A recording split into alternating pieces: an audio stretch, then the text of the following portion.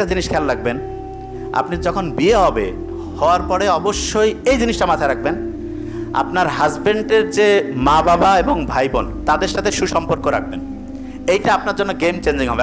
আমি আপনাকে বললাম, আপনার প্রথমে মনে হইতে পারে এটা লস, এটা ইনভেস্টমেন্ট, সত্যি কথা, এবং এটা আপনার জন্য লাইফ চেঞ্জিং হবে। যে জায়গায় আমি বলছি এটা অবশ্যই করবেন, পরিবারগুলো অসাধারণ হবে। যে জায়গায় বলছিলাম মেয়েরা কেন পাওয়ারফুল, আপনি কি জানেন আপনার যে সন্তানের বৈশিষ্ট্য এর 90% মেয়েদের কাছ থেকে আসে। কত পার্সেন্ট? ছেলেরা কিন্তু অনেকে জানে না, এখন 90% মেয়েদের আসে। তার মানে সন্তানটা ভালো হইলেও বৈশিষ্ট্যটা প্রধানত কার কাছ থেকে আসছে?